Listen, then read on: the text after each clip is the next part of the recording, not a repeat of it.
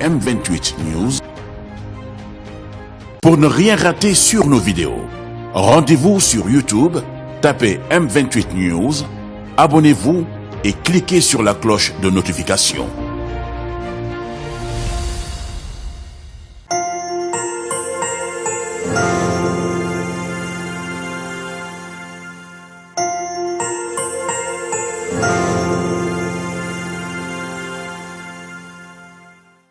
أعوذ بالله من الشيطان الرجيم بسم الله الرحمن الرحيم اللهم صل على سيدنا محمد وسلم. Chers amis internautes, chers amoureux de la lecture, bienvenue dans votre émission Midadi l'Encrier. Votre serviteur Mamadou Moustapha Diouf pour la deuxième épisode de votre émission. D'emblée, permettez-moi de vous remercier pour l'accueil chaleureux que vous avez réservé au premier numéro de Midadi l'Encrier avec Serigne Cheikh Fatma Mbacké sur ses ouvrages en BD Bamba Khambek. Aujourd'hui, j'ai l'honneur d'accueillir un ami, un frère, un de mes diorignes en Île-de-France depuis des années. J'ai le plaisir d'accueillir mon frère, Seydina Omar Ba, pour son ouvrage Erreurs et inexactitudes de la thèse du professeur Rawane Mbaye sur les parties concernant Cheikh Ahmadou Bamba. Seydina Omar, bonjour. Bonjour, M. Moustapha. Et merci pour cette introduction. Merci aussi d'avoir pensé à moi dans le cadre de ce deuxième épisode de Midadi. Je suis honoré d'être un invité et espère que ce que je vais tenter de dire et de clarifier sera bénéfique pour ceux qui nous regardent. Je salue tous les membres et toute l'équipe technique de la chaîne, une chaîne que je connais un peu parce que j'ai l'honneur de faire partie des membres fondateurs et j'essaye, quand le temps me le permet, d'animer une sorte d'émission, en tout cas une sorte d'échange avec des personnalités. Donc merci et merci aussi à ceux qui nous regardent. D'abord, j'aimerais vous féliciter, Mbaye Gueye Syll et toi, pour le travail très rigoureux, très scientifique qui a été fourni dans cet ouvrage, Erreurs et inexactitudes de la thèse du professeur Rawane Mbaye, parce que le travail est extrêmement bien documenté et je sais que ce n'est pas facile. Donc, je voudrais vous féliciter pour ça. La première question, certainement à laquelle tu as dû beaucoup répondre, c'est pourquoi 45 ans après, avoir senti la nécessité de répondre à cette thèse, d'y apporter quelques clarifications. Voilà, merci beaucoup pour cette question qui est centrale en réalité, parce que même si j'ai plusieurs fois répondu à la question, elle est essentielle. Parce que tout travail, toute initiative, finalement, part d'un motif. Pourquoi? Qu'est-ce qui motive telle ou telle action? En l'occurrence, il se trouve que c'est une thèse qui a été publiée, vous l'avez rappelé, il y a 45 ans au moins, mais c'est une thèse et c'est donc un écrit qui a traversé les décennies et qui était devenu, me semble-t-il, une source de référence pour pas mal d'individus qui font de la recherche sur l'islam au Sénégal et qui prennent comme argent comptant ce qui est contenu dans cet ouvrage-là. Et il nous a semblé nécessaire, après avoir constaté beaucoup d'erreurs et d'inexactitudes sur cette thèse, il nous a semblé donc nécessaire d'apporter les clarifications nécessaires pour que ceux qui sont intéressés par la recherche ne se laissent pas abuser par des propos, des écrits qui sont tenus dans cette thèse, qui figurent dans cette thèse et qui sont inexacts, tout simplement. Et la question que certains se sont posées, donc même sont allés jusqu'à dire que nous n'avions pas à répondre à une thèse parce que c'est un professeur. Je rappelle que quand il écrivait la thèse, il n'était pas professeur, il était étudiant. D'autres ont dit que en réalité, ce sont les historiens qui doivent écrire l'histoire. Nous disons aussi que M. Rawane Mbaye n'est pas un historien. Donc, de toute manière, même s'il était historien, professeur titulaire émérite ou en tout cas titulaire de tous les titres possibles, il est légitime que quand on constate des erreurs et des inexactitudes, on les rectifie. Surtout quand on sait que ce sont des erreurs et des inexactitudes, et surtout quand on a les éléments pour apporter la preuve que ce sont des erreurs et des inexactitudes. Et c'est ce que nous avons fait. Vous l'avez rappelé, un travail qui n'a pas été facile, un travail de fourmi. Il nous a fallu, parce que c'est une thèse assez spécifique, assez spéciale, parce qu'il donne parfois il écrit parfois des choses, et on met beaucoup de temps à comprendre pourquoi il le dit, en fait. Tellement c'est alambiqué, ça ne repose sur rien. Et donc, il nous a fallu faire tout un travail pour véritablement dire en quoi c'était des erreurs et des inexactitudes et apporter les clarifications. Et pourquoi aujourd'hui? Parce que récemment, nous avons découvert que l'université Cheikh Anta Diop de Dakar a mis en place une bibliothèque numérique qui contient la quasi-totalité des thèses qui ont été rédigées depuis la fondation de cette université-là. Et quand vous allez sur cette plateforme numérique, vous vous rendez compte que si vous tapez le nom de l'auteur en question, M. Rawane Mbaye, c'est la thèse qui sort en tête. Donc, c'est une chose qui, finalement, n'est pas datée. Elle est devenue une référence, une source, voilà, un écrit qui restera. Et pour ça, il faut absolument que les erreurs soient corrigées.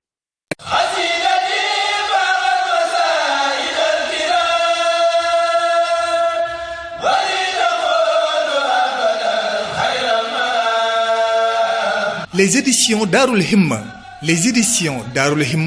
ñoo leen di présenter seen collection bu bees 2021-2022 ci ay xasaayid mooli Darul Himma nag ay xasaayid la yu ñu bind ci couleuru mbind mu rafet ñu topp ko ba mu wow ñu soog koo mool bu mucc ayib kilifa yu bari xasiday Darul Himma lañu taamu ba ci xalif général des mourides Cheikh Mouhamadul Muntakal Bachir Mbacké yàlla na fi yàgg lool te ànd ak wér bokk na ci collection bu yees bi majmua 8 def 9 xasaayid di jazbu mawaahibu muqaddimaat sindiidi toxfatu ak yeneen majmua 10 def jaalibatul maraaxib mafatixul bishri taysirul asir ak wakaana xaqan majmua 11 def nuuru daarayni ci benn téere wala juróom-ñaari xaaj mooli téere yu beru itam am nañu ci lu takku lu ci demee ni jaalibatul maraaxib mafatixul bishri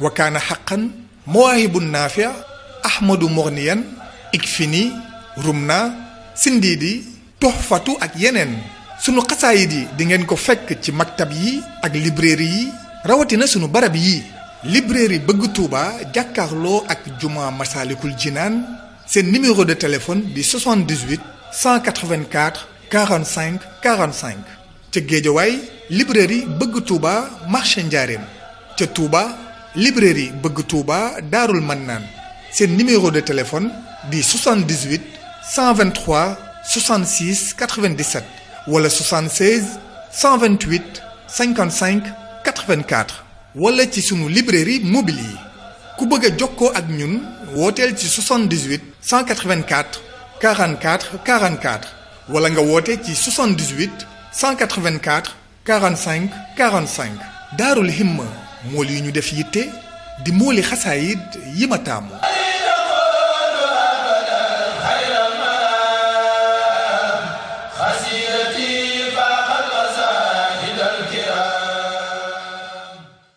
Justement, en tant que scientifique, la méthode que vous avez adoptée avec M. Mbaye Guèye Syll, méthode de croisement archivistique et bibliographique, comment vous expliquez que des gens qui se mettent sur la recherche, qui sont des scientifiques aussi, puissent prendre pour argent comptant, que ce soit les écrits d'anciens colons dont le parti pris était évident, comme Paul Marty, ou justement, de nos jours, des jeunes scientifiques qui prennent pour référence les écrits du professeur Rawane Mbaye, alors que d'autres documents qui, manifestement ou de manière très claire, contredisent les thèses qu'il a avancées, sont là disponibles. Comment vous expliquez ça? Alors, je pense qu'au moment où il écrivait la thèse, le jury même qui était chargé d'apprécier son travail n'avait pas les outils pour l'apprécier, en fait. Okay. Et je pense que cela vient du fait qu'en réalité, ce document n'est pas une thèse, en fait. Parce qu'une thèse obéit à des normes. Une thèse repose sur une méthodologie.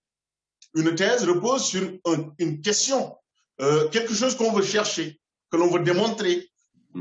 Et cela part d'une problématique. Vous ne pouvez pas...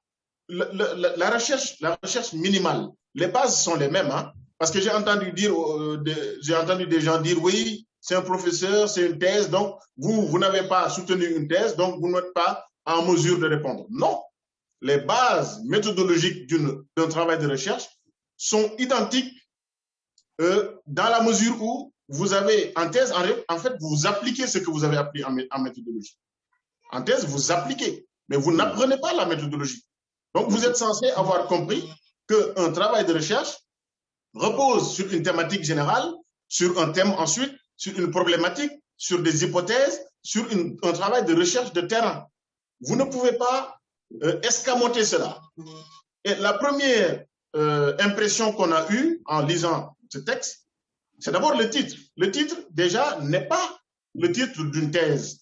Parce que vous ne pouvez pas dire l'islam au Sénégal. Ce n'est pas une thèse, ça. C'est peut-être un ouvrage ou un document ou quelque chose, mais on ne peut pas appeler ça une thèse. Il n'y a pas de problématique, il n'y a aucune problématique qui est posée. Bien sûr, le titre d'une thèse doit évoquer quelque chose que vous voulez montrer, que vous voulez démontrer. Et ce n'est pas le cas. Donc, le jury n'avait pas les outils pour, en fait, me semble-t-il, hein, pour apprécier le travail, pour vérifier est-ce que tel document existe réellement, parce que quand il dit dossier Bamba, archive du Sénégal, dossier Bamba, le membre du jury n'est pas capable de vous dire si véritablement la pièce qui est visée existe véritablement aux archives du Sénégal. Oui. Donc, c'est un travail bateau, une sorte de fourre-tout dans lequel, en réalité, il a mis beaucoup de choses. Et lui-même, il me semble qu'il voulait démontrer autre chose. Il avait une thèse dans sa thèse, en réalité. Et il me semble que la thèse n'était pas destinée au Sénégal et que c'était pour démontrer, pour dépeindre le mouridisme d'une manière qui, fondamentalement, ne correspond pas avec ses principes fondamentaux. Donc, c'est pour cela. Et bon, autant aussi, les mourides n'étaient pas, entre guillemets, n'étaient pas très versés dans la recherche universitaire.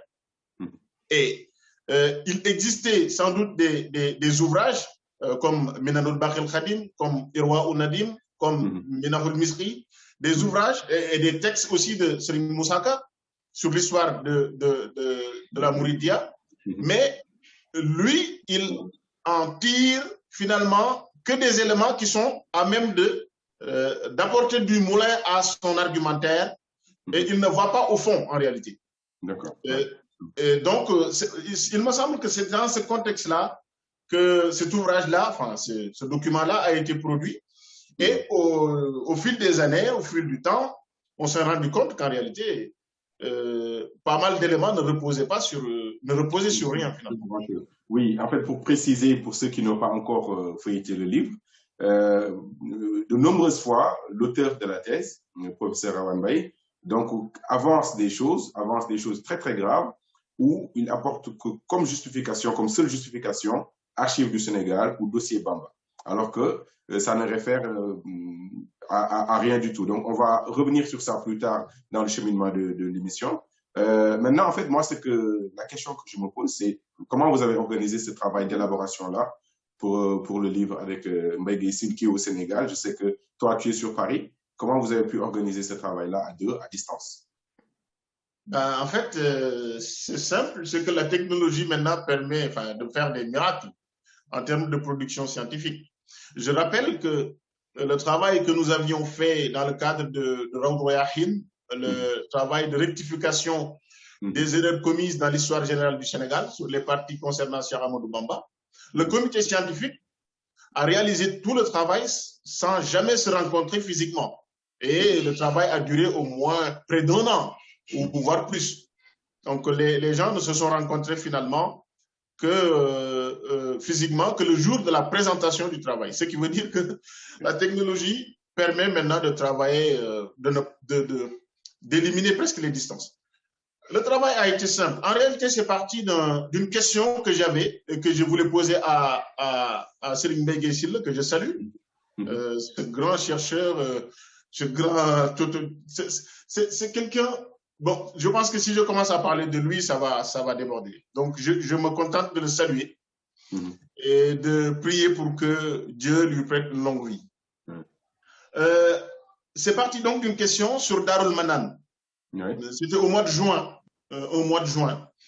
Et j'étais en train de faire des recherches parce qu'il y avait une hésitation. Est-ce que le cheikh est parti de Darul Manan le 15 juin ou le 13 juin 1903? Et c'est cette question-là, il m'a apporté des éclairages. Et ensuite, on a discuté, il m'a dit, mais en réalité, j'ai un autre problème. C'est qu'il y a une thèse qui, depuis 1975 ou 1976, a été publiée et qui ne comporte quasiment que des erreurs et des inexactitudes sur Cheikh Ahmadou Bamba. Bon, moi, j'en avais entendu parler, mais j'avais vu juste quelques passages. Et donc, je lui ai dit, ben, envoyez-moi la thèse, le document. Il m'a envoyé la partie qui concerne Cheikh Ahmadou Bamba. Et il m'a prévenu, hein, il m'a dit, moi, quand je l'ai lu, j'étais tombé malade quand j'ai lu ça. Je crois. Il m'a prévenu. Donc, quand je l'ai lu, je lui ai dit, mais il n'est pas possible de laisser ces erreurs et ces fautes poursuivre leur chemin. Donc, il faut absolument que l'on travaille dessus. Il me dit, ça tombe bien, parce que je travaille sur les archives depuis un certain nombre d'années, et il se trouve que sur chaque élément, je pense détenir les références qui démontrent qu'il s'agit d'erreurs, qu'il s'agit de fautes, qu'il s'agit d'inexactitudes. Je lui dis, on va donc croiser notre travail et on va travailler ensemble pour véritablement corriger cela. Et c'est comme ça que ça a démarré. Nous travaillons avec le décalage horaire. Parfois, nous passions quasiment la nuit à travailler sur les documents, à remettre en ordre les éléments, à discuter vraiment. Parfois, on débat entre nous, hein. Est-ce qu'on est bon? Est-ce que cette référence est bonne? Est-ce qu'il faut véritablement mettre en avant tel ou tel élément? Et même sur le titre, Serigne Mbaye a considéré que le terme même erreur ne devait pas figurer sur le titre. Parce que pour lui, en fait, ce ne sont pas des erreurs, c'est fait exprès. Et moi, j'ai considéré que si on ne met pas erreur, on risque de ne pas faire un travail scientifique. On risque de tomber dans la passion ou dans quelque chose qui va remettre en cause le travail que nous faisons. Donc, c'est pour cela que nous avons considéré que certains éléments sont des erreurs, d'autres des inexactitudes, mais il est clair que quand vous lisez la thèse, vous vous rendez compte qu'il y a beaucoup d'autres éléments qui sont en réalité des affirmations gratuites, qui en réalité ne reposent sur rien et qui veulent dépeindre simplement le mouridisme, comme je l'ai appelé, sous un jour qui n'est pas exact. Donc le travail s'est fait en ligne sur un réseau social bien connu. On s'échangeait les éléments, on écrivait, et à chaque fois qu'on écrit, on s'assure que les références archivistiques sont là, on les annexe. On s'assure que les références bibliographiques sont là, on les mentionne. Oui. Et c'est comme ça qu'on a fait le travail. Et c'est le fruit de cet ouvrage que vous avez entre les mains. Machallah, c'est un ouvrage très très bien documenté, très rigoureux, même sur le choix des mots. J'ai deux questions en une. Est-ce que vous avez eu des interactions avec l'auteur de la thèse, comme vous l'appelez? Et la deuxième question, c'est pourquoi avoir choisi de ne jamais le nommer dans tout l'ouvrage, de dire toujours l'auteur de la thèse? Très bien. La première question, la réponse est simple, hein, non, on n'a pas eu d'interaction avec l'auteur en tant que tel. Parce qu'en fait, ce n'était pas l'objectif. L'objectif n'était pas d'entrer en relation avec lui. C'était juste de nous contenter de travailler sur un document, sur ce qu'il a appelé une thèse, et qui comporte des erreurs et des inexactitudes. Le deuxième élément, votre deuxième question, pourquoi n'avoir jamais cité son nom dans l'ouvrage? Parce que justement, cela procède de la première réponse que j'ai donnée. Nous n'avons pas voulu personnaliser ce travail-là.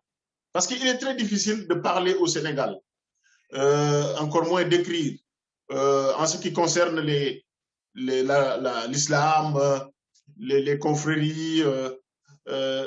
C'est un sujet extrêmement sensible qui suscite souvent des passions inutiles, hein, des tensions complètement déplacées. Et donc, il nous a semblé nécessaire d'inscrire ce travail-là dans un registre purement scientifique et de faire abstraction de tout ce qui est la personne même du professeur Rawan Bey, pour ne pas le citer, et de ce qu'il représente dans le pays, de ce qu'il a été, des décorations peut-être, des titres qu'il a eu et des stations qu'il a eu à occuper. Et d'ailleurs, quand nous avons annoncé l'ouvrage, les gens qui ont considéré qu'il ne fallait pas publier cet ouvrage n'ont eu comme argument que le fait de dire que c'est une personnalité et donc nous n'avons pas à répondre ou à corriger une personnalité. Et donc nous avons coupé court, nous, dès l'ouvrage, nous avons coupé court à ce genre d'arguments. Nous avons coupé l'herbe sous le pied de ce genre d'arguments en ne citant jamais l'auteur, en ne citant jamais son nom dans le cœur du texte. Évidemment, sur le titre, vous ne pouvez pas ne pas voir son nom parce que c'est lui l'auteur. Mais à l'intérieur des corrections, nous ne disons que l'auteur de la thèse. Oui. Parce que pour nous, c'est parce que c'est un auteur et c'est parce qu'il a écrit une thèse que nous sommes en train de corriger. Et, nous ne nous intéressons pas à ce qu'il est, lui, personnellement, ou à ce qu'il représente dans le pays. Peu importe sa station, peu importe la fonction que nous occupons dans un pays, si vous commettez des erreurs, surtout dans un domaine aussi important que la foi et la conviction, les personnes à même de vous répondre doivent le faire, tout simplement. Absolument, absolument. Comme vous le dites dans la préface Verba volens scriba manet, les paroles s'envolent, les écrits restent. Il est important, aussi bien pour le référencement que dans le titre qui est le nom de l'auteur à qui vous répondez, donc pour le référencement numérique au niveau de l'Université Cheikh Anta Diop par exemple. Et à l'intérieur, je pense qu'au Sénégal, on manque un peu de culture de contradiction, culture scientifique, qui veut que quelqu'un avance une thèse, on avance une autre thèse qui la contredit, et tout simplement, ça s'arrête là, sans passion. Et justement, en venant sur le terrain de la passion, actuellement, l'actualité a été un peu secouée par des débats, je ne sais pas si c'est scientifique, si c'est religieux, mais la passion l'emporte très souvent sur ce qu'on appelle, ceux qui se font appeler Ahlus Sunna et Ahlus Soufi ou Ahlus Bida, comme certains les appellent. Quel sentiment cela t'inspire, ces débats actuels-là? En fait, c'est un sentiment En fait, c'est pas nouveau, hein, vous voyez, c'est ce que je disais tout à l'heure. Les tensions, les bisbilles entre communautés ou entre organisations et communautés, ce n'est pas nouveau. Mais ce qui est nouveau, en l'occurrence, c'est qu'il y a en fait eu une manifestation au niveau de Dakar d'une organisation qui est ancrée et en tout cas cataloguée ou qui assume son anti-soufisme. C'est-à-dire que pour eux, le soufisme en réalité est un égarement et que ceux qui sont des adeptes du soufisme doivent revoir leur copie.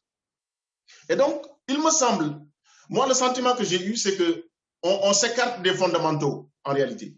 Parce que s'il y a des problèmes, s'il y a des critiques acerbes, s'il y a parfois même des incorrections que l'on note à l'égard des soufis, ça a un fondement. C'est que ceux qui portent ces accusations, ou en tout cas ces insultes parfois, ont un raisonnement fondamental. C'est quoi? C'est que le soufisme ne fait pas partie de la religion musulmane. Je veux saisir cette occasion, vu que nous sommes dans Midadi, l'encrier, donc on parle d'écrit. Je veux saisir cette occasion pour rappeler aux gens les fondamentaux. C'est quoi ce dont on parle, le soufisme dont on parle et qui est dévoyé? Je vous invite à revenir à un hadith du prophète qui a été rapporté par Muslim et qu'on appelle parfois le hadith de Sayyidina Omar ibn al-Khattab. parce que c'est lui qui l'a rapporté. Je vais lire une partie de ce hadith-là. Ouais. Voilà. Il a dit, un jour, alors que nous étions assis auprès du prophète, voilà que se présenta à nous un homme dont les vêtements étaient très blancs et les cheveux très noirs. Rien en lui n'indiquait qu'il était en voyage et nul parmi nous ne le connaissait. Il s'avança pour venir s'asseoir face au prophète, paix et salut sur lui, appuyant ses genoux contre les siens et posant ses paumes sur ses cuisses. Il dit au prophète, ô Mohammed, informe-moi sur l'islam. Et le prophète dit, l'islam consiste à attester que nul n'est digne d'être adoré en dehors d'Allah et que Mohammed est le messager d'Allah. Il consiste aussi à observer correctement la prière, à s'acquitter de la zakat, à faire le jeûne du mois de Ramadan et à effectuer le pèlerinage à la Mecque si on en a les moyens. Répondit le prophète. Et l'homme inconnu lui dit, tu as dit vrai. Et Sayyidina Omar dit, nous fûmes étonnés de voir cet homme s'informer auprès de lui et en même temps l'approuver. Et puis l'homme inconnu lui dit, informe-moi sur la foi. Le prophète dit, la foi consiste à croire en Allah, en ses anges, à ses livres, à ses messagers et au jour du jugement dernier. Elle consiste aussi à croire au destin, bon ou mauvais. Et il lui dit, informe-moi sur la parfaite foi. La foi parfaite. Et il dit, la parfaite foi consiste à croire en Allah. Non, c'est le fait d'adorer Allah comme si tu le voyais, car toi, si tu ne le vois pas, lui, il te voit. Donc le prophète dit, la parfaite foi, c'est le fait d'adorer Allah comme si tu le voyais, car si tu ne le vois pas, lui, il te voit. Cela, je m'arrête là. C'est cela le fondement du tasawwuf, du soufisme et de tout ce qu'on appelle tasawwuf en réalité. Oui. Cela veut dire, en Wolof, jëf te Yàlla tax. Ça veut dire, tout ce que tu fais, croire en Dieu, prier, aller à la Mecque, tout cela, tu dois le faire pour la face de Dieu. Et Cheikh Ahmadou Bamba considère que donc le tasawwuf est une composante essentielle de la religion musulmane. Et que s'il n'y a pas tasawwuf, s'il n'y a pas cette manière-là de concevoir les choses, la religion n'est pas complète. Et Cheikh Ahmadou Bamba, dans son ouvrage Tazawwudu Sighar, en écho à ce que je viens de dire, dit ceci. Je lis. Ihsanukum ya ayyuha sibyanu liman lahul arwahu wal abdanu an ta'budullaha ka'annakum ma'a tarawnahu fattabi'u ma shara'a. In lam takunu qad ra'aytumuhu fa huwa yara kulla faraqibuhu. Il dit, votre perfection spirituelle, ça veut dire le tasawwuf, envers celui à qui appartiennent les âmes et les corps, c'est-à-dire Dieu, consiste à adorer Dieu comme si vous le voyez, car si vous ne le voyez pas, lui pourtant vous voit tous, donc contemplez-le en l'adorant. C'est fondamental en islam d'adorer Dieu et de n'adorer que lui et de considérer que tout ce qu'on fait, on le fait pour Dieu. Et donc, toutes les disputes que nous constatons, finalement, reposent sur une chose, c'est que les gens jugent une idéologie, une philosophie par rapport à des actes que des gens qui s'en réclament font. C'est-à-dire que vous vous arrêtez à un certain nombre d'actes que vous considérez comme déviants ou alors à rectifier, et vous considérez que la philosophie ou en tout cas les enseignements de Cheikh Ahmadou Bamba correspondent à ces actes-là. Ce qui est complètement faux. Ce n'est pas scientifique de juger une idéologie, de juger une philosophie, de juger des enseignements en s'arrêtant à ce que ceux qui s'en réclament font. Parce que l'être humain est imparfait. Même l'islam, si vous considérez l'islam par rapport au comportement des musulmans, vous allez vous tromper. Donc, l'enjeu, c'est d'aller au-delà et de rechercher ce qui est fondamentalement le soufisme décrit par Cheikh Ahmadou Bamba.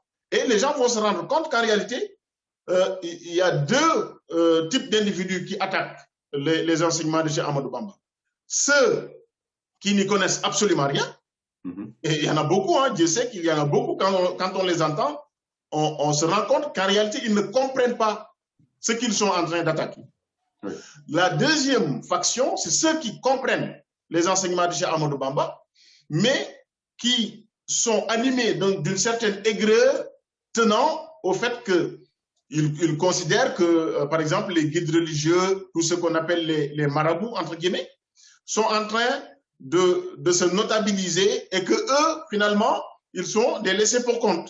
Vous voyez ce que je veux dire? Donc, il y en a qui considèrent... Lui, l'auteur en question, est-ce qu'on peut le mettre dans une de ces deux catégories-là, dans le sens qu'il est connu pour être un membre d'une voie soufie? Donc, oui. Alors, dans quelle catégorie tu le mettrais, toi, lui? Alors, l'auteur en question, en fait, il est hybride. C'est-à-dire que parfois, il dit des choses et on comprend nettement qu'il ne sait pas ce que ça veut dire le mouridisme, en fait. Parce que lui, par exemple, il considère que le fait d'aller dans les champs, travailler pour un guide religieux, en fait, cela remplace, c'est ce qu'il a dit quasiment, remplace l'observance des actes cultuels, le fait de prier, d'aller, de jeûner et tout. Il dit qu'en fait, cela remplace les actes cultuels, ce qui est complètement faux. C'est-à-dire qu'il ne comprend pas la notion de khidma. La notion de khidma lui est complètement étrangère. Donc, il ne comprend pas qu'en réalité, en parlant d'action, il y a plusieurs formes d'action. Bon, ce n'est pas le sujet aujourd'hui. Et que ceux qui vont dans les champs connaissent d'abord parfaitement leurs obligations individuelles. Donc, ce n'est pas l'un ou l'autre, c'est les deux. Cheikh Ahmadou Bamba n'a jamais placé les obligations individuelles après quelques obligations que ce soit. D'abord, on connaît ces obligations individuelles et on les observe. Ensuite, on passe à l'étape supplémentaire. Ceux qui sont venus, parce que la plupart, quand il a lancé son fameux appel, la plupart de ceux qui sont venus étaient déjà des adultes. Absolument. Mais ils connaissaient déjà leurs obligations individuelles et ils avaient un niveau intellectuel extrêmement élevé. Mais après, certains sont venus sans avoir eu ce niveau intellectuel-là. Et donc, et d'autres sont venus en étant un peu plus jeunes. Et toutes ces personnes-là, toutes ces catégories de personnes ont été prises en charge pour leur faire comprendre leurs obligations individuelles en tant que musulmans. Donc, les méthodes ont changé, mais l'objectif a toujours été de faire en sorte que la personne qui se réclame de Cheikh Ahmadou Bamba ait les outils nécessaires pour observer sa religion convenablement. Et donc, cela a été complètement escamoté par l'auteur de la thèse, qui a considéré de manière complètement gratuite qu'en réalité, les mourides vont au champ, œuvrent pour le cheikh, parce que cela remplace leurs obligations individuelles. Ce qui est complètement faux. Et c'est ce même raisonnement que l'on observe chez certains qui attaquent le tasawwuf aujourd'hui. Oui. Et c'est bizarre parce que l'auteur de la thèse est quand même membre de la communauté soufie, en tout cas, fait partie d'une confrérie soufie. Et donc, il est intéressant de voir à quel point ceux qui attaquent la Mouridia aujourd'hui utilisent quasiment les mêmes arguments que l'auteur de la thèse. Absolument. Et ça nous renvoie à ce qu'on avait dit au début sur la nécessité donc d'apporter des clarifications sur ce plan-là. Et donc, en fait, le fait que ces critiques-là, qui datent de 75 ans, hein, d'il y a 75 ans, et on sait que... 45 ans. Pardon, 45 ans, ça date de l'année 75-76, l'année scolaire, pardon. Et donc, on sait que l'auteur s'est reposé sur des éléments, des documents issus des colonisateurs, notamment, qui étaient encore plus anciens. On voit que certaines thèses prolifèrent ou bien, en tout cas, persistent. Donc, quel travail nous, qui sommes dans les voies soufis, devons-nous faire pour rendre accessible, par exemple, l'aspect mystique du travail? L'aspect mystique, et l'auteur insiste beaucoup sur un fait, une sorte de personnalisme, comme vous l'avez appelé dans le livre, avançant que Cheikh Ahmadou Bamba cherchait juste à tracer sa voie pour se faire voir, à se déifier, entre guillemets. Donc, quel travail, nous autres qui sommes dans les voies soufis, devons-nous faire, si on doit le faire, bien évidemment, je te laisse répondre à cette question-là, quel travail devons-nous faire pour leur faire comprendre, comment dire, la mystique du travail, le fait de travailler pour son chef et de le mettre dans une voie soufie et avec des dalils bien clairs. Quel travail on doit faire sur cela? En fait, le travail ne peut être que scientifique. Il ne peut être que scientifique parce que quand vous êtes attaqué, la première réaction, surtout quand les attaques sont véritablement extraordinairement abracadabrantesques, parce que parfois les attaques sont tellement crues et les gens profèrent des propos tellement insultants que la première réaction peut être épidermique. Vous réagissez parce qu'on vous a attaqué dans ce que vous avez de plus intime. Mais est-ce la bonne réaction? Pardon? Est-ce que c'est la bonne réaction, cette réaction épidermique? Oui, non, mais j'allais dire que cette réaction est peut-être normale de prime abord, parce que on est des êtres humains. Mais au-delà de cette réaction, il y a une action à mener. Parce que l'erreur serait de rester dans la réaction, justement, et de toujours attendre que des gens attaquent pour riposter. Là, Cheikh Ahmadou Bamba ne s'est jamais inscrit dans la riposte, dans la réaction. Il a toujours été dans l'action. Et c'est d'ailleurs mon principal désaccord avec ceux qui limitent Cheikh Ahmadou Bamba au statut de résistant.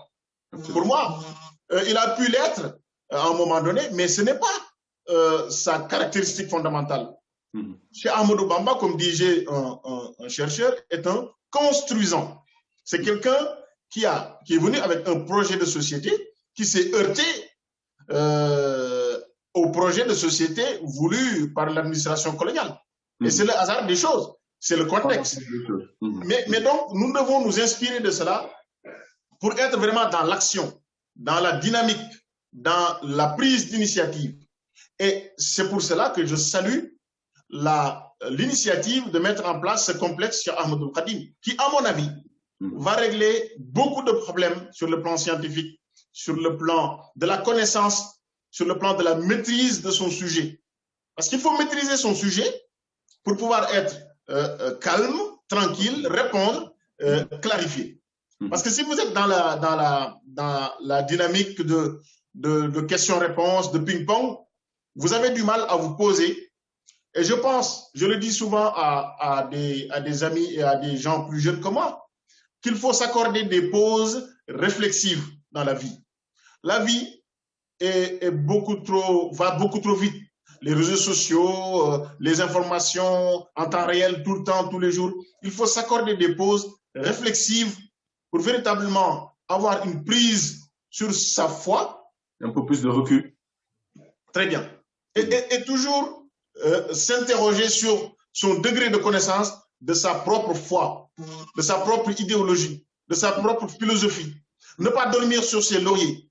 Parce que si nous comprenons, nous, pourquoi nous sommes accrochés aux enseignements de Cheikh Ahmadou Bamba, ce n'est pas le cas de la nouvelle génération, de la génération qui viendra. Donc, notre rôle est d'être, nous, suffisamment calmes, suffisamment matures et suffisamment entreprenants pour que ceux qui viennent après nous puissent avoir la chance que nous avons, nous, de comprendre les enseignements de Cheikh Ahmadou Bamba et de nous y attacher fermement. Mais ce travail-là ne peut pas ne pas être scientifique. Il est peut-être que quand quelqu'un vraiment insulte crûment, là, on n'est plus sur le terrain de la science et que peut-être l'État ou les services compétents doivent prendre leurs responsabilités.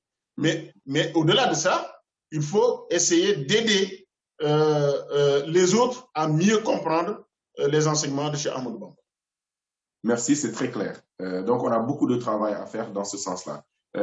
Après, pour revenir au contenu du livre même, je pense que tu as pris un peu d'avance sur certains points, c'est tant mieux.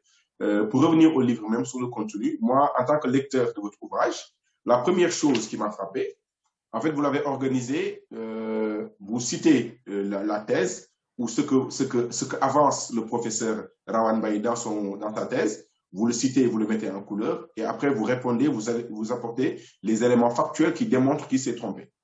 Donc, ce qui m'a frappé, moi, c'est le nombre incalculable d'erreurs, que ce soit sur les dates, sur les lieux, sur les noms. Pour un travail dit scientifique, une thèse de 3e cycle, comment vous expliquez cela, c'est de la merde? Peut-être que c'est à lui de nous expliquer cela. Mais en tous les cas, vous avez dit, en fait, c'est 49 corrections. Mais notez bien qu'en réalité, dans ce que nous appelons correction, il y a plusieurs erreurs parfois, plusieurs inexactitudes. Ce qui veut dire qu'en réalité, vous avez au moins une centaine d'erreurs et d'inexactitudes. Parce qu'au moins, sous chaque correction, il y a au moins 2, voire plus d'inexactitudes. Donc ça aussi, c'est bon de le rappeler. Oui, des erreurs, parfois, bon, certains sont plus graves que d'autres. Oui. Par exemple, quand il dit que Cheikh Ahmadou Bamba a été, entre guillemets, cueilli à Mbacké Bari. Oui. Et que c'est le gouverneur Leclerc. Le Sénégal n'a jamais connu de gouverneur qui s'appelle Leclerc. Mbacké Bari, qu'il appelle Mbacké Jolof. Voilà. Je disais, voilà, c'est ça. Et donc, s'il dit et écrit que Cheikh Ahmadou Bamba a été cueilli, entre guillemets, à Mbacké Bari, cela remet en cause tout un ensemble de faits qui se sont déroulés de Mbacké Bari à Saint-Louis, en passant par Djéwol, en passant par Louga. Vous imaginez? Ouais. En fait, donc il retourne, il renverse complètement l'histoire de la Mouridia sur cette étape-là. Alors qu'on sait que Djéwol a eu lieu. Beaucoup d'événements se sont passés à Djéwol et que l'administrateur du cercle de Saint-Louis, Leclerc, qui n'était pas gouverneur, comme il le dit, donc, et Cheikh Ahmadou Bamba se sont retrouvés à Djéwol.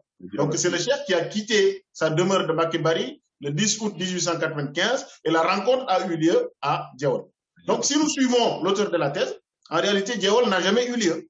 Et le chef n'est jamais passé par Louga. Le chef n'a jamais rencontré le détachement de Leclerc à Djéwol. Ce qui est extrêmement grave. C'est très grossier dans le sens où il y a des archives qui montrent. Bien sûr. Et Cheikh Ahmadou Bamba, dans Jazaou Chakour, Mantouf, Djawabi Abdul Latif, a donné un certain nombre d'étapes. Et Djéwol en fait partie, justement. Et ce qui me fait dire qu'en réalité, il n'est pas allé au fond de sa recherche. Il est resté très léger. Il dit également que le lieutenant Miné a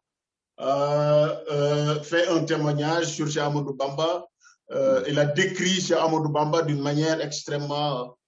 en tout cas, il prête des propos au lieutenant Miné lors de la séance du conseil privé du 5 septembre 1895. Alors que le lieutenant Miné a été tué en 1887. Oui, 7 ans plus tôt. Voilà, c'est ça. Et donc, c'est quelqu'un qui n'existait plus en 1895. Il dit aussi que Lat Dior a trouvé Cheikh Ahmadou Bamba à Darul Manan pour essayer de créer un pacte, en tout cas une coalition pour attaquer l'administration coloniale. Alors que Darul Manan a été fondé bien après 1895, déjà. Et que Lat Dior est mort en 1886, si je ne m'abuse. Donc, 14 ans, Darul Manan a été fondé en 1900. Et c'est Cheikh Ahmadou Bamba qui a donné ordre à Mame Thierno depuis pour qu'il le fonde. Il fonde cette localité.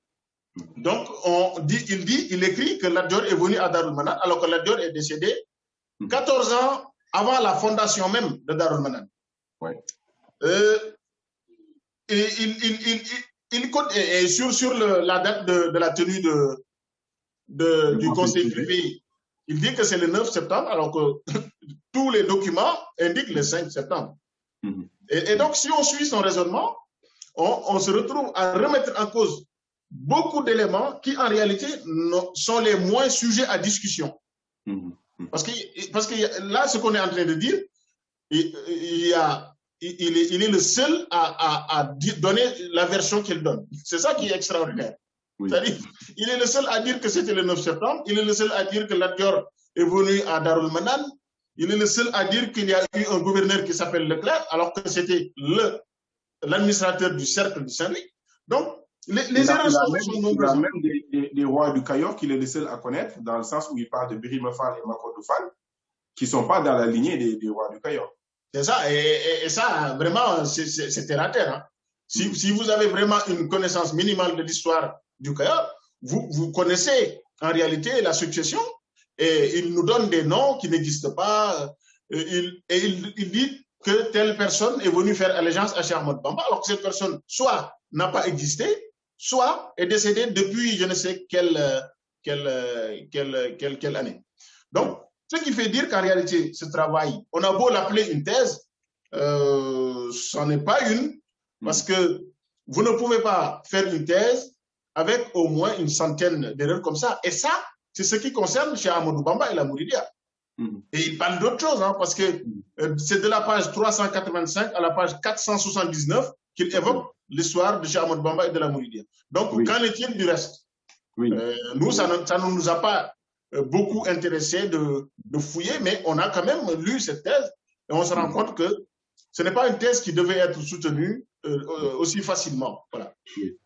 Et donc, on se rend compte également au fil de la thèse que les critiques, les attaques, et même des attaques assez graves des fois, vont crescendo, dans le sens où Atiyeh, il dit que le cheikh était avec 41 épouses et 18 enfants. Il le décrit comme quelqu'un qui prenait sa religion d'une façon extrêmement légère, dans le sens où il allait jusqu'à interdire la prière du vendredi, et qu'il écrivait des lettres aux colonisateurs pour leur dire qu'il fallait limiter le nombre de visites de gens qui venaient le voir. Ce personnalisme-là, encore une fois, dont vous avez parlé, il me semble que c'est un pan très important, parce qu'en fait, c'est en filigrane ce que soutient la thèse. Tous les éléments factuels, les erreurs qu'il y a eu, c'était pour nous amener vers cette conclusion-là, que Serigne Touba, au final, dans sa mission d'éducation, s'est trompé. Et que c'est Cheikh Ahmadou Moustapha et les autres qui lui ont succédé, qui ont essayé de redresser la barre, de corriger les erreurs que Serigne Touba aurait faites. C'est ça. Et c'est ça, c'est ce que j'appelle, moi, et que nous avons appelé, hein, la thèse de la thèse. En fait, sa thèse, c'était ça. Parce que toutes les erreurs factuelles, finalement, de date et tout, bon, c'est extrêmement grave, hein, pour un travail de recherche. Mais le plus grave, c'est vers quoi il voulait amener le lecteur. C'est-à-dire de lui faire comprendre qu'en réalité, parce que moi, je pense que tous les éléments factuels, des dates et tout, c'était pour toiletter. C'était pour véritablement masquer son intention. Mais il le dit à un moment donné. Que Cheikh Ahmadou Bamba, c'est après son rappel à Dieu en 1927 que Cheikh Mahamadou Moustapha et Serigne Mbacké Bousso, conscients de la nécessité de redresser les choses, ont redressé la Mouridia. C'est quand même extraordinaire. C'est-à-dire que Serigne Mahamadou Moustapha et Serigne Mbacké Bousso sont des purs produits de Cheikh Ahmadou Bamba. Donc, si eux-mêmes comprennent mieux les choses que Cheikh Ahmadou Bamba, ça n'a aucun sens. Sur le plan purement logique, quoi, on ne parle même pas de batine, de tout ça, et de la station de Cheikh Ahmadou Bamba et de sa carrure. On parle juste en termes de logique. Si Cheikh Mahamadou Moustapha et Serigne Mbacké Bousso comprennent mieux la Mouridia que le fondateur même, alors là, je pense qu'on est chez les fous, quoi. Oui. Excusez-moi du terme. Et donc, alors d'ailleurs, il dit, concernant la prière du vendredi, que après le départ du cheikh, il a été, Serigne Mouhamadoul Amine Diop Dagana a donné instruction à Serigne Moulay Bousso d'écrire une sorte de texte sur l'obligation du vendredi et tout le reste. Alors que cet ouvrage a été écrit 15 ans après le rappel à Dieu de Cheikh Ahmadou Bamba. Absolument. Mais lui, il amène ça comme si cet écrit a été fait juste après le rappel à Dieu pour confirmer sa thèse d'un échec de la méthode et de la stratégie de Cheikh Ahmadou Bamba. Pour vous dire, et concernant la prière du vendredi, il prête des intentions et des actions au cheikh qui ne sont pas avérées. Le cheikh n'a jamais interdit aux gens de célébrer le vendredi. Non, oui. Au contraire. C'est que lui-même, il était empêché. C'est quelqu'un qui n'a jamais été chez lui. Nous le démontrons dans l'ouvrage. Nous démontrons à quel point Cheikh Ahmadou Bamba, depuis qu'il a découvert Touba, n'a jamais considéré qu'il habitait ailleurs qu'à Touba. Son domicile, c'est à Touba. Donc, c'est quelqu'un qui n'a pas l'obligation d'observer la prière du vendredi. Et ça, vous pouvez être passionné ou je ne sais quoi, mais allez voir les textes. Cheikh Ahmadou Bamba n'a jamais été en porte-à-faux avec les textes. Et donc, après Cheikh Ahmadou Bamba, ceux qui sont restés à Diourbel étaient chez eux parce qu'ils ont décidé de rester à Diourbel. Donc, il leur incombe maintenant d'observer la prière du vendredi. Et ça, c'est des éléments jurisprudentiels, des subtilités jurisprudentielles que l'auteur n'amène pas. Il balance juste une information comme ça, sans aller au-delà de... Merci beaucoup, Seydina Omar. Merci infiniment pour le temps. Merci pour l'ouvrage que vous avez produit, Serigne Mbaye Gueye Syll et toi. C'est un travail qui va rester. On espère que tous les bienfaits accordés à ceux qui ont œuvré dans l'œuvre d'Allah Subhanahu wa Ta'ala vous soient accordés pour cet ouvrage qui va éclairer beaucoup de choses. C'est un livre Midadi L'Encrier. L'objectif, c'est de donner envie aux auditeurs, aux internautes qui nous suivent, donner envie d'aller feuilleter les livres dont on parle. Donc, le but, ce n'est pas de faire l'exégèse des ouvrages, mais vraiment de donner envie. N'hésitez pas à vous procurer cet ouvrage. Au-delà de vous donner l'histoire du mouridisme au fil du temps par rapport aux réponses qui sont apportées, ça apporte des éclairages qui sont dignes d'intérêt. Seydina Omar, pour terminer, je te laisse donner le mot de la fin. Merci beaucoup, Serigne Moustapha, de m'avoir invité et de m'avoir donné l'occasion de revenir sur la genèse de cet ouvrage et sur certains éléments qui nous paraissent importants. Effectivement, nous invitons les téléspectateurs à essayer de parcourir cet ouvrage qui, me semble-t-il, modestement, je pense, contribuera à dynamiser encore plus le goût de la recherche. Parce que fondamentalement, c'est ça aussi l'objectif. Tous ceux qui levaient de boucliers qui ont été notés à l'annonce de l'ouvrage, la seule réponse que j'avais, c'était ça. Si vous estimez que ce qui est écrit est de nature à être rectifié, écrivez vous aussi.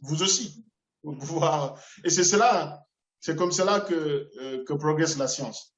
Et nous invitons véritablement tous nos condisciples à redoubler d'efforts dans ce domaine-là. Et à toujours faire l'effort d'aller au-delà des réactions épidermiques pour véritablement asseoir un argumentaire solide. Et les éléments sont là. Cheikh Ahmadou Bamba, sa vie, son œuvre, ses actions, ses enseignements sont extrêmement clairs. Il n'y a aucune zone d'ombre. Donc, il me semble que nous devons être beaucoup plus matures, j'allais dire, je parle pour moi, et beaucoup plus posés et réfléchis pour véritablement être des dynamisateurs. Je ne sais pas si c'est un terme qui existe, en tout cas pour dynamiser la recherche et le goût de la connaissance. En tout cas, merci beaucoup à la chaîne M28 News, à qui nous souhaitons bonne route, et à toute l'équipe qui a permis la réalisation de cette belle émission Midadi. Merci Seydina Omar, merci de nous avoir suivis. Rendez-vous le mois prochain pour un nouveau numéro de Midadi L'Encrier.